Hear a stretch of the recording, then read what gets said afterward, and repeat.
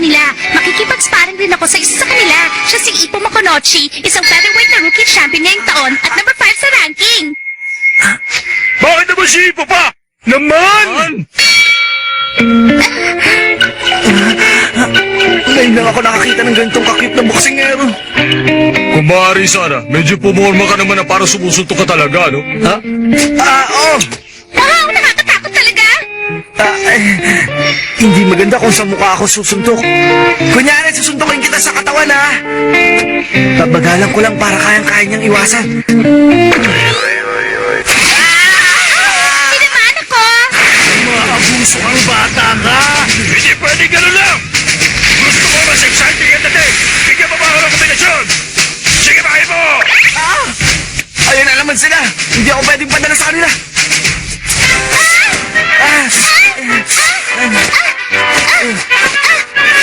Tinamaan ako dun, ha? Hindi ko siya pwedeng pabigyan porkit babae siya. Oh, ba't nagkakaganyan si Saripo?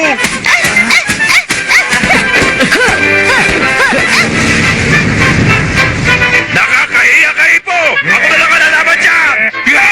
Kung wala lang camera dyan, ako na mismo bibira sa'yo!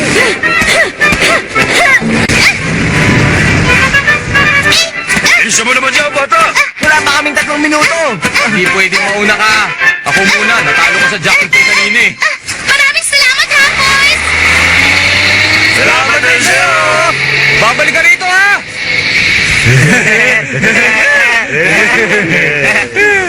Si Saripo nagagaya na dun sa tatlo?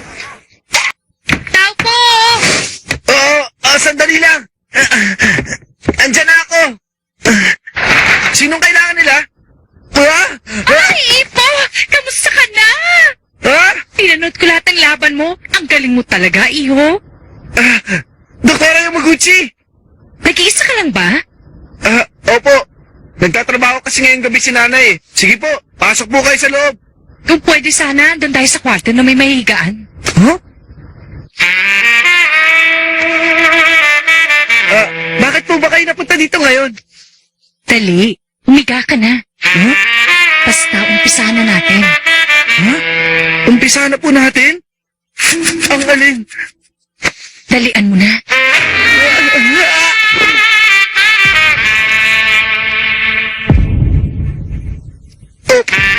Opo. Ayun na po. Ano ka ba? Kailangan nakadapa ka, no? Paano kung mamamasaya ang katawan mo? Masakay po ba? Pasensya na po. Pagod kasi ako kaya hindi na gumagana utak ko. Tinawag ka kasi ako ni Mr. Kamagawa. Si Manong? Masyado yatang nababanat ang mga muscle mo dito, ah. Walang beses ka raw pinapatakbo ng 3 minuto para magkaroon ka ng stamina para sa walang round. Para tumagal ka raw sa laban. Ayos naman yung mga muscle mo, eh. Wala namang pagkukulang sa oxygen. Kaya siguro naman di ka magkakaroon ng oxygen deficiency. Ibig sabihin, gumagana yung pag-ensayo ko? Yung mga squats mo nakatulong. Siguro ready ka na sa laban. Opo. Sa palagay ko, lumakas yung opensa ko. Pati yung depensa mo, nag-level up na rin. Hindi lang kasi nakakadagdag ng puwersa ang masa sa tuhod. Nakakasalo rin to ng impact. Kaya pag natamaan ka, masasalo ng tuhod mo ang puwersa ng suntok. Talagang pinabibilib ako parati ni Mr. Kamagawa. Sa bawat ensayo na pinagagawa niya, merong scientific basis para mapalakas ang katawan mo. Importante na lang makapagpahinga ka na maayos para mawala yung pagod mo. Siguradong nasa best condition kapag akit ng ring.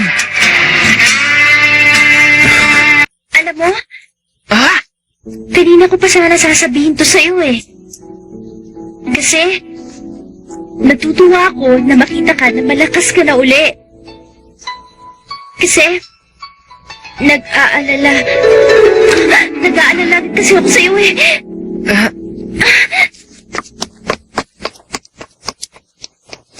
Inaalala daw niya ako. Tapos namula yung mukha niya ng ganun. Hindi pwedeng matawagan. Kakagat na naman ako tapos mawapaya lang suli. Pero, posible talaga. Makunochi, Ha? Ano yun? bukas, yung ano mo. Yun lang pala yun. Hey! Andito na ako. Kumusta ka na? Miss Imura, ako ba talaga ang hinihintay nyo? Di ba sabi ko, interesado talaga ako sa'yo? Pumunta kasi ako ngayon dahil ang dami kong gusto itanong sa'yo. Una, ano sa mga laban mo yung pinaka-naaalala mo talaga? Pinaka naaalala? Siyempre yung laban namin ni Mr. Tate. Ha? Bakit po? Mali po ba sagot ko? Hindi naman nagulat lang talaga ako. Inisip ko pipiliin niya yung laban na maganda yung pagkapanalo niya. Sa bagay, ganito talaga to si Makonochi. Eto na yung huli kong katanungan. Paano ka nag-umpisa sa pagboboxing? Yun na naman. Na naman? Kasi yun din yung tanong sa akin kanina. Ilang beses na yatang natanong ng ibang reporter yun hindi ko na kailangan itanong. Hindi reporter yung nagtanong kanina. Hello, kamusta? Siya rin yung... Oo nga pala. Pwede ba makuha yung autograph mo dito? Baka kasi maging napakasikat kang boksingero balang araw. Magiging mahalaga yung pinakauna mong autograph. Hindi naman mangyayari sa akin yung ganun eh. Ganyan nga, Makunochi. Sige na, tumanggi ka. Huwag na natin pagtalunan yon. Basta pumirma ka na lang dito, okay? Ganun po ba? Di ba nangako ka sa akin, magpapakalalaki ka? Wag na lang po talaga. Yay! Ang ganda talaga ni Makunochi. Wala ka namang dapat ikahiya eh.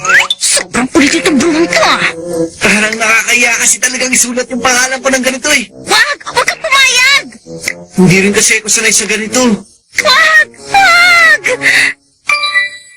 Okay na po ba to? Salamat Okay lang. Makunochi! Baka kasi gusto mong umakyat kahit sandali. Ha? Akit ako. Di ba wala na siyang mga magulang? Kaming dalawa lang. Andiyan na rin siguro si Kuya. Di ba matagal na rin kayong hindi nakikita? Magkasama pa pala sila ng kuya niya. Tuloy, nakakahiya naman sa'yo. Makikita mo pa yung nakadisplay na litrato mo dito sa bahay. Ha? Good morning, Ipo Boy. Talaga palang may gusto siya sa akin.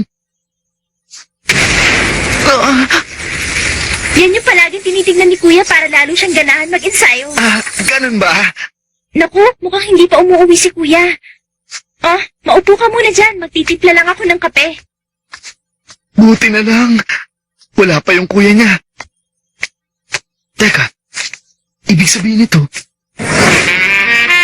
kaming dalawa lang dito.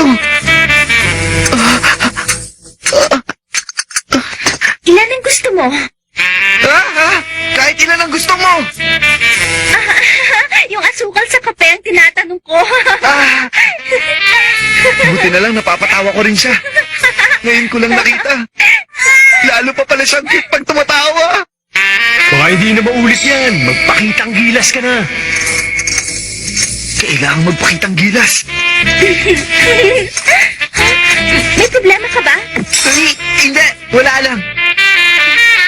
Sa tingin ko parang Hindi. natatakot ka bang makita si Kuya? Hindi, okay lang. Mukhang niloloko mo lang yata ako eh. Hindi, ba't naman kita lolokohin? Nandito ka na pala, Kuya. Kunwari lang, sabi ko na nga ba eh. Hindi talaga ako natatakot. Sa bagay, ikaw naman ang nanalo sa kanya eh. Pero, kung magharap kami uli, hindi natin masasabi. Grabe talaga yung mga flicker job ni Mashiba eh. Nung rookie championship na laban namin, hindi ko rin naman talaga nakuha kung paano depensahan yung flicker job niya. Kaya nga, parang hinihintay ko nga na maglaban kami uli para malaman ko kung hanggang saan ngayon eh. Sorry ha, parang ang yabang yata ng dating ko. Sensya na. Buti alam mo. Sorry po, hindi na po maulit. Hinihintay mo pala ha? Gusto mo ngayon eh. Hindi na ako magtatagal. Kailangan ko na umuwi. Naman, hinintay ka pa naman niya. Ikaw talaga.